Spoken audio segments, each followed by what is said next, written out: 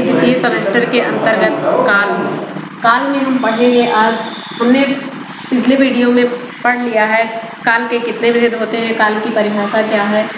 तो हमने पढ़ा था काल के 3 प्रकार होते हैं, जिनमें भूतकाल, वर्तमान काल और भविष्य काल। आज हम पढ़ेंगे भूतकाल के भेद या प्रकार। यहाँ देख रहे हैं भूतकाल के भेद या प्रकार। तो भूतकाल के कुल 6 भेद होते हैं। पहला है सामान्य भूत, दूसरा है आसन्न भूत, तीसरा नंबर है पूर्ण भूत, चौथा अपूर्ण भूत, पांचवा है संदिग्ध भूत और छठा नंबर है हेतुमद हेतु भूत। अब इसमें सबसे पहले हम जानेंगे सामान्य भूत क्या होता है।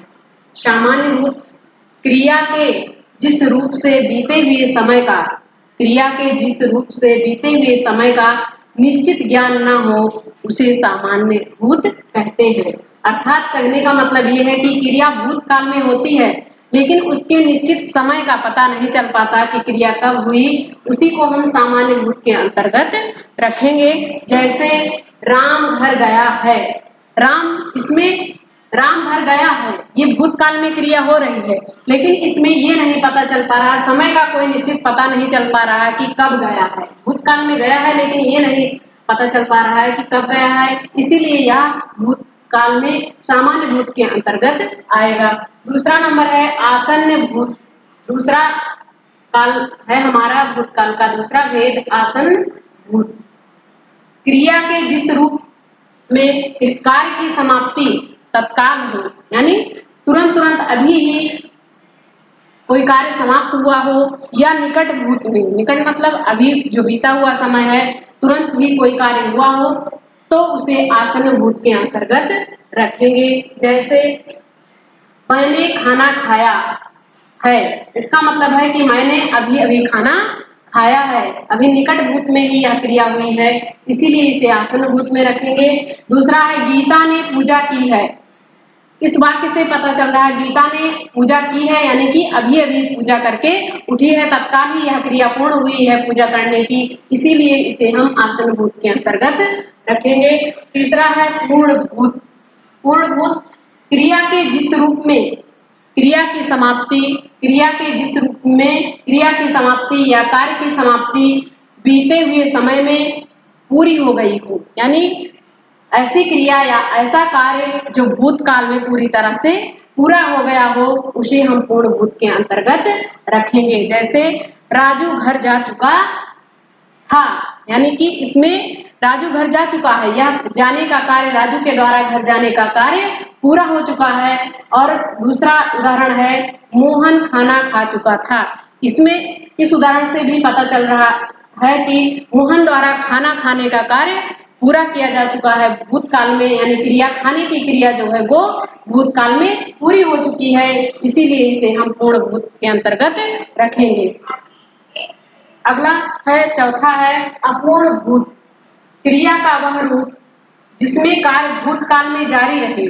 अपूर्ण भूत मतलब होता है कि कार्य पूरा ना हो भूतकाल में। अपूर्ण का अर्थ ही होता है पूरा ना हो, अपूर्ण हो, अधूरा हो, यानी ऐसा कार्य जो भूतकाल में हो रहा हो लेकिन वह पूरा ना हो, अपितु क्या हो, जारी रहे, कार्य होता रहे और वह कार्य जो है पूरा ना होने पाए। कोई भी कार्य हो, अगर भूतकाल में हो रहा है और वह कार्य पूरा नहीं हो पाता है, अपितु वह कार्य चलता ही रहता है, यानी जारी रहता है और पूरा नहीं हो पाता, तो उसे हम अपूर्ण भूत के अंतर्गत रखते हैं। जैसे सीता नाच रही थी, भूतकाल में क्रिया हो रही है, नाच रही थी, यानी कि अभी नाच रही थी। मोहन घर जा रहा था, जा ही रहा था, अभी उसके द्वारा घर पहुंचा नहीं जा चुका है, अभी तो यह कार्य जारी है, घर जाने का कार्य मोहन द्वारा जारी है। अगला है 5वां नंबर है संदिग्ध भूत। संदिग्ध भूत क्रिया के जिस रूप में बीते हुए समय में कार्य पूरा होने में संदेह बना रहे, यानी कार्य भूतकाल में हो लेकिन कार्य पूरा ना हो पाए, उसमें क्या बना रहे, संदेह बना रहे, पूरा होगा कार्य कि नहीं पूरा होगा, इसका संदेह जिस भूतकाल की क्रिया में बना रहता है, उस क्रिया को हम भूतकाल में संदिग्ध भूत के अंतर्गत रखते हैं। जैसे सोहन बाजार गया होगा, गया होगा। अब गया है कि नहीं गया है ये निश्चित नहीं है, इसमें संदेह बना हुआ है कि सोहन बाजार गया होगा कि नहीं गया होगा, राम घर गया होगा या सीता बाजार गई होगी, सीता खाना खाई होगी। कोई भी उदाहरण ले लें हम जिसमें संदेह बना रहे कि कार्य भूतकाल में पूरा हुआ कि नहीं पूरा हुआ, बीते हुए समय में कार्य पूरा ना हो उसमें संदेह बना रहे, ऐसे कार्य को हम भूतकाल में संदिग्ध भूत के अंतर्गत रखते हैं। अगला भेद है भूतकाल का हेतु हेतु मद भूत।